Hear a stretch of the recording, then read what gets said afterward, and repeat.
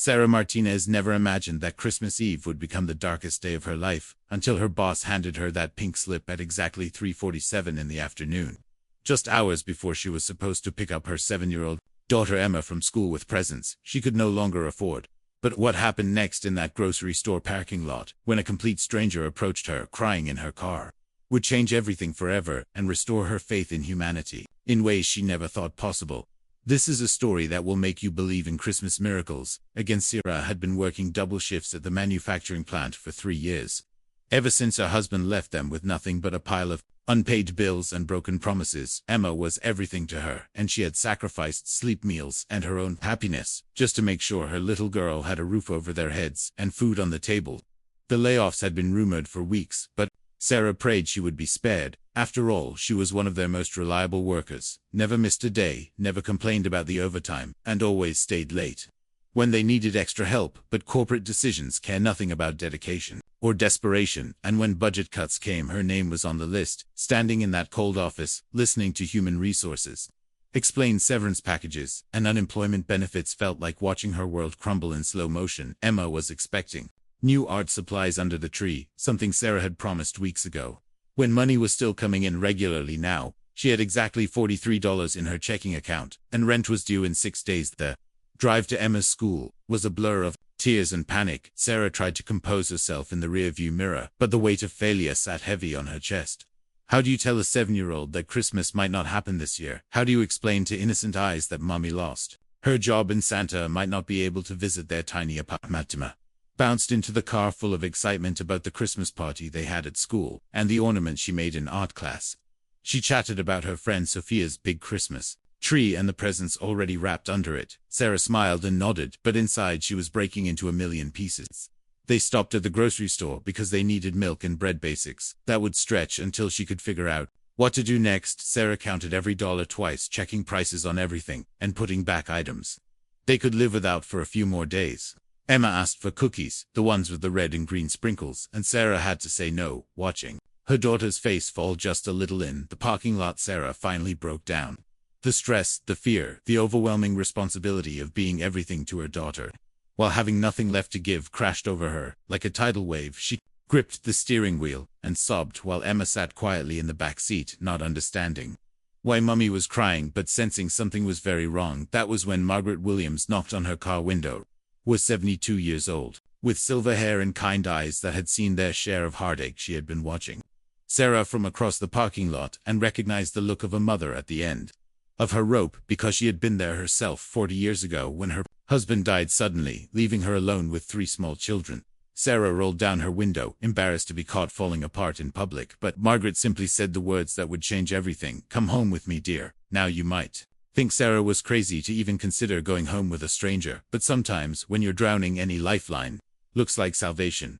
Margaret had a presence about her, something warm and genuine that made Sarah feel safe for the first time in months. Emma liked her immediately, which was unusual, because her daughter was typically shy around new people. Margaret's house was a modest 2-story home, decorated for Christmas in the most beautiful way Sarah had ever seen. Not expensive decorations, but handmade ornaments collected over decades of family celebrations.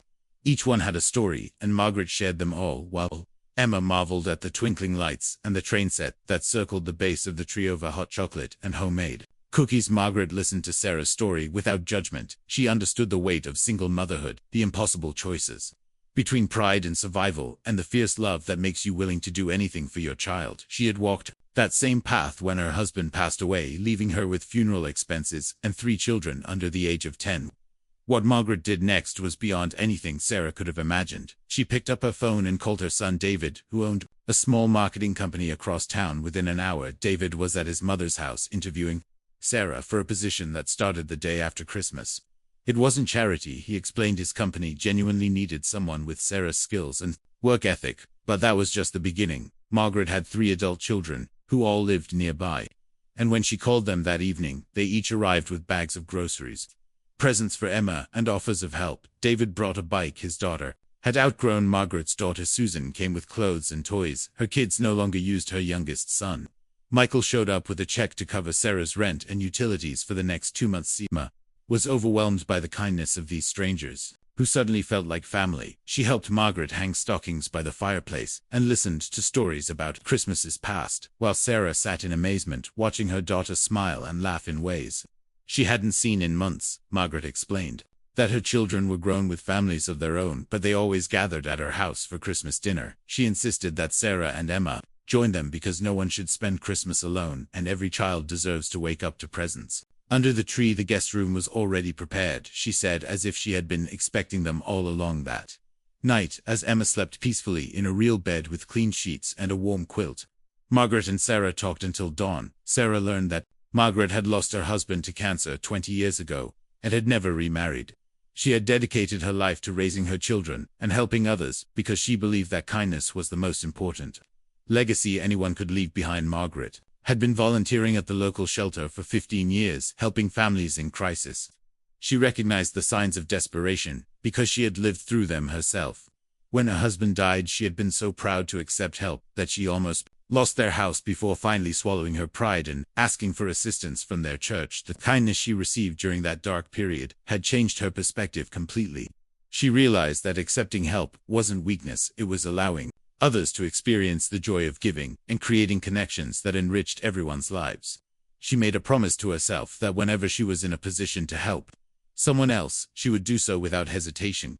Christmas morning was magical in ways Sarah had never experienced. Emma woke up to find presents under the tree, gifts that were thoughtful and perfect, as if Santa really had been listening to her wishes. Margaret had somehow learned about Emma's love for art and had filled an entire bag with supplies, paints, brushes, canvases, and even a small easel. The Christmas dinner was a celebration of family in the truest sense.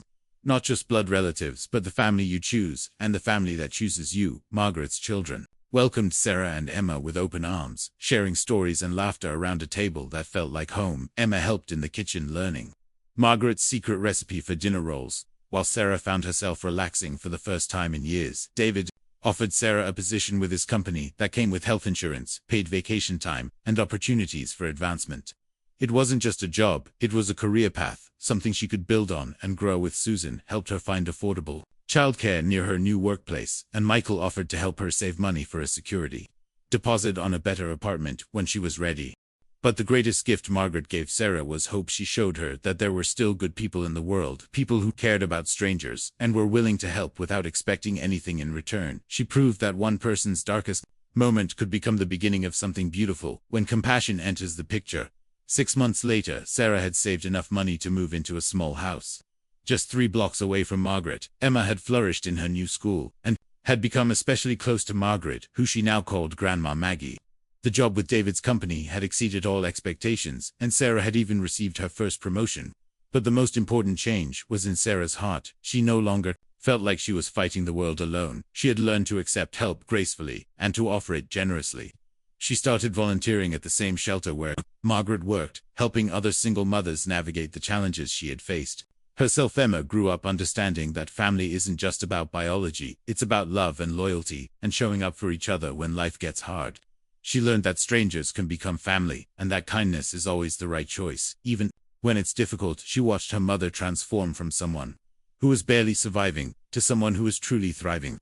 The following Christmas, Sarah and Emma hosted dinner at their new house, inviting Margaret and her family, along with 2 other families they had met at the shelter. It was important to Sarah that she pass on the kindness she had received and create new traditions of generosity and inclusion.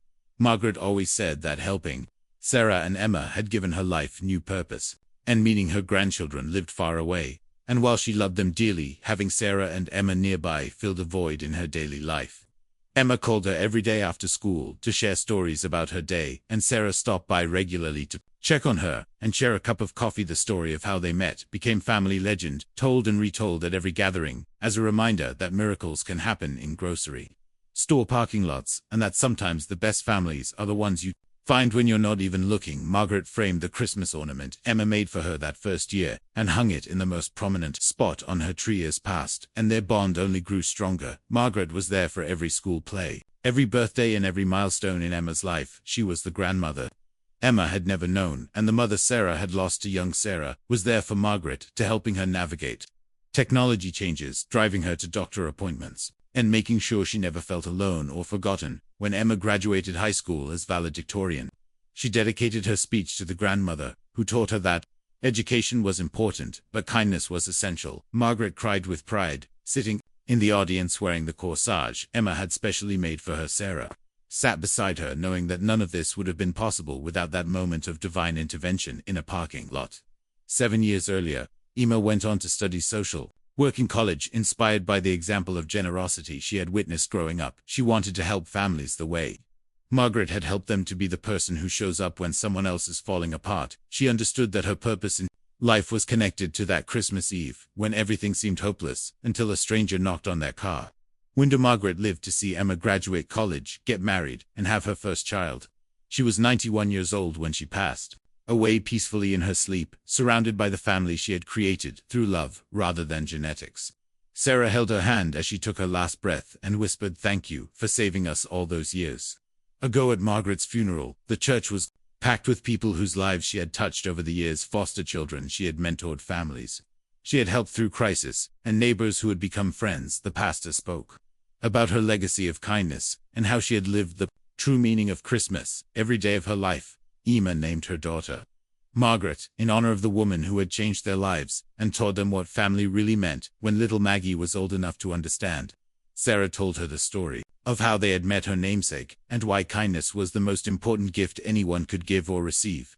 The house where Margaret had lived was left to a local charity that helps homeless families find permanent housing, but her real legacy lived on in the lives she had touched and the kindness they continued to spread. Sarah and Emma made it their mission to help at least one family every Christmas, carrying on the tradition that had saved them. This story reminds us that Christmas miracles are real, but they usually come through the actions of ordinary people who choose to do extraordinary things. Sometimes being someone's angel is as simple as knocking on a car window and offering hope when someone has none left. Sometimes saving a life means opening your heart and your home to strangers who need to become familiar. A world that can feel cold and uncaring. There are still people like Margaret Williams who believe in the power of human connection and the importance of showing up for each other when times are hard. Their story proves that the darkest moments can become the beginning of beautiful new chapters when compassion enters the picture. Sarah never forgot that Christmas Eve, when her world fell apart and a stranger put it back together again. She learned that accepting help gracefully is just as important as offering it generously, and that the families we choose are often the ones that love us most completely. Their story continues to inspire everyone who hears it, reminding us all that miracles happen when we have the courage to care. If this story touched your heart, take a moment to share it with someone who needs a reminder that kindness still exists. Let it inspire you to look for ways you can bring hope to others, because even the smallest act of compassion can change the course of a life forever.